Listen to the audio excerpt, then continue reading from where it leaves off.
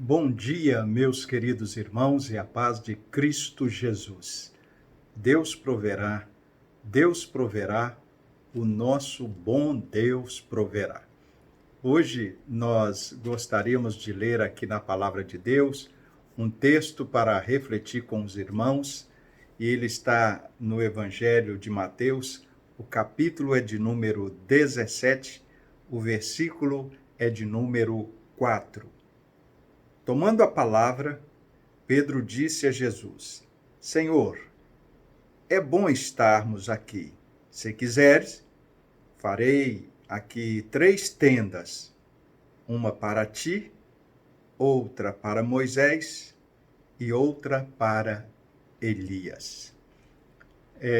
Certa ocasião, Jesus convida os seus discípulos, 3 deles, para subirem com ele a um monte.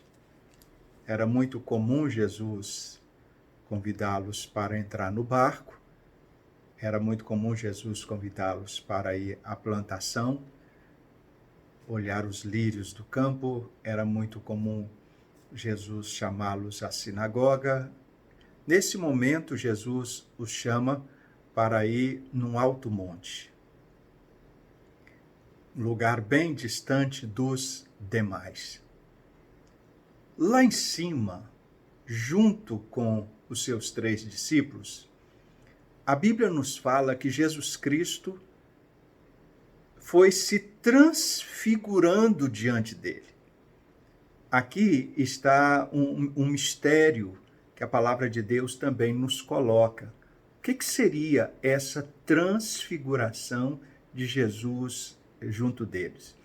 O evangelista Marcos descreve essa transfiguração para nós de uma forma que nós podemos sequer ter uma imaginação do ocorrido ali, uma ideia do ocorrido ali. Ele diz que as roupas de Jesus Cristo ficaram resplandecentes. Elas ficaram alvas, elas ficaram brancas, elas ficaram extremamente brancas, tal qual nenhum lavandeiro, nenhum alvejante sobre a face da terra seria capaz de branqueá-la. Com certeza, os discípulos nunca viram tal coisa. Marcos registra isso no seu Evangelho, no capítulo 9, verso 3. E uma outra questão impressionante que chamou a atenção no texto é que, além de Jesus estar assim transfigurado, glorificado, os discípulos também puderam ver ali mais 2 pessoas, mais 2 figuras que com certeza chegaram ali naquele momento ou já estavam ali, que no caso, Elias e Moisés. E estes conversavam com Jesus. Eu e você sabemos que esses 2 personagens foram grandes homens de Deus que serviram a Deus lá no Velho Testamento. Agora nós estamos vendo aqui o encontro do Velho Testamento com o Novo Testamento e Jesus no centro. 2 discípulos, 3 discípulos do Novo Testamento presenciando ali e 3 discípulos que seriam uma bênção no futuro para o Evangelho e para a palavra de Deus, para as doutrinas cristãs, e 2 homens, no caso Elias e Moisés, que foram grandes servos de Deus no seu tempo, ali no Velho Testamento, no passado. E Jesus estava conversando com ele. Conversando o quê? Bom, para nós, no momento, não importa. Mas o que nos importa é que os discípulos nunca viram tal coisa. Foi algo realmente inusitado. Os discípulos, ao ver aquilo, temeram, né? Diante daquela situação, Pedro toma a palavra, Pedro quebra aquela cena, trazendo uma sugestão. Uma sugestão que aparentemente parece até sem nexo, parece até sem sentido. Mas se nós pararmos para pensar bem, tem tudo a ver. Afinal de contas, eles estavam vivendo uma experiência ímpar, eles estavam vivendo uma experiência sem igual. Pedro diz assim: é bom estarmos aqui, lá no alto da montanha, na companhia de Moisés, na companhia de Elias e, sobretudo, na companhia de Jesus. Pedro identificou aquele lugar e aquele momento como sendo muito bom. Aí ele se direciona a Jesus e falou: se queres, eu farei aqui 3 cabanas, uma para ti, outra para Moisés e outra para Elias. O que Pedro quis dizer com isso? Esse texto, ele de certa forma chama muito a minha atenção e ele me reporta aquele período de juventude lá atrás. Se tinha uma coisa que eu gostava de fazer, que fazia parte de um hobby meu, era acampar. Eu tinha todos os apetrechos de um bom acampamento. A minha barraca, a minha mochila, a minha lanterna, tudo que você puder imaginar de um acampamento, e periodicamente, pelo menos uma vez por mês, 2 vezes por mês, nós saíamos um grupo lá da nossa igreja para poder acampar.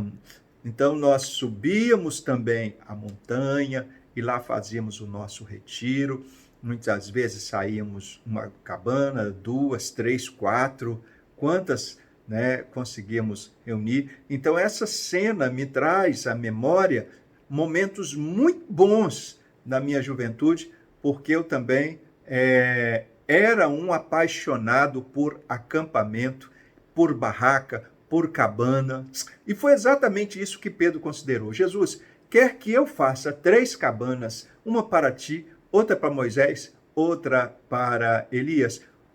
O que Pedro está querendo dizer com isso? Ora, gente, quando Pedro contempla a glória de Jesus, a primeira coisa que ele percebe é que aquilo ali foi algo muito bom. Ele confessou: é bom estarmos aqui. Muitos hoje perdem por não ver essa glória, por não experimentar essa glória, por estar escondido dessa glória, por estar oculto dessa glória. Pedro gostou de ver a glória de Deus, de participar da glória de Deus, de presenciar a glória de Deus. Pedro considerou que é muito bom estar presente onde a glória de Deus é manifesta. E isso vale para mim e para você. A glória de Deus tem se manifesto em nossas vidas. Olha, Pedro gostou tanto. Não foi algo assim que a gente gosta agora e depois deixa de gostar. Pedro gostou tanto ao ponto de se prontificar a construir 3 cabanas. O que isso significa? O texto nos sugere que Pedro teve a intenção de perpetuar aquele momento. Ninguém monta uma cabana para depois, 10 minutos depois, desmontá-la, 10 minutos depois, querer ir embora. Pelo contrário, a ideia é acampamento mesmo. Pedro gostou tanto daquilo que estava vendo, daquilo que estava transparecendo, daquilo que ele imaginava que iria acontecer a partir de então, que Pedro considera: eu preciso arranjar uma forma de fazer com que esse momento tão bom, tão gostoso, ele venha a se perpetuar. Ou seja, essa glória de Deus continue aqui junto conosco. É muito bom estar aonde Deus está manifestando a sua glória. Eu quero que a glória de Deus continue, permaneça junto de nós.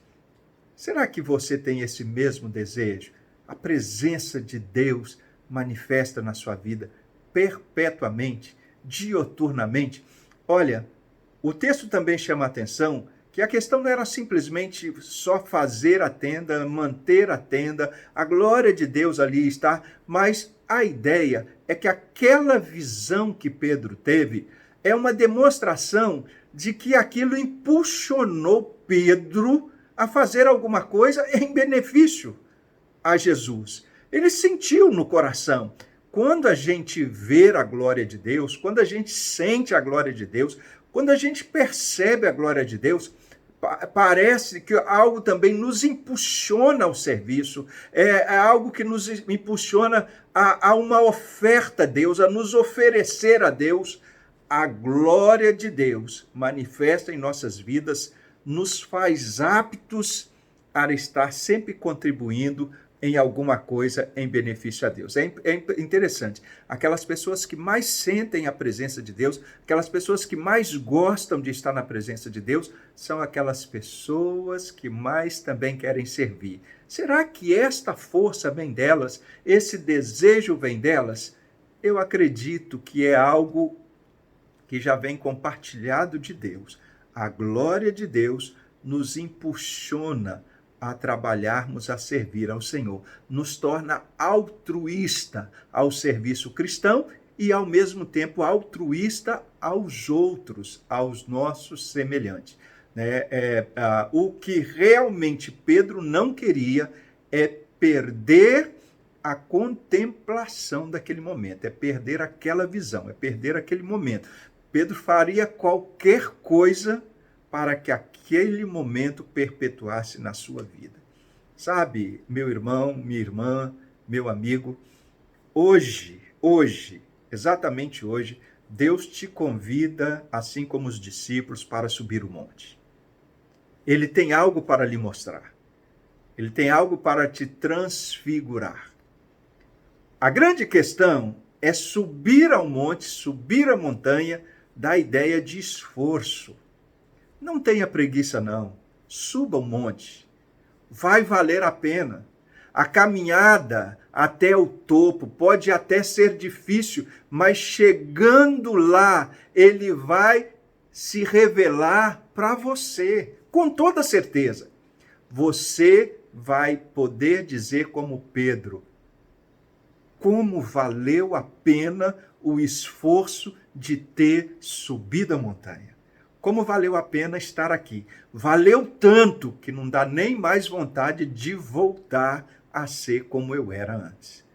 Olha, eu sinto que nesses dias, de uma forma especial, Deus está nos chamando, Deus está nos convocando para subir a montanha. Ele tem algo muito especial a falar comigo e com você, para que quando descermos de lá, possamos descer transfigurados, diferentes, restaurados, renovados, transformados pelo poder de Jesus Cristo. Para quê? Para transformar esse mundo, que certamente vai precisar de muita direção depois desta pandemia. Que Deus em Cristo te abençoe de uma forma muito especial. Tenha um excelente dia. Não temas, Deus proverá. Louvado seja o nome de Jesus Cristo. Amém.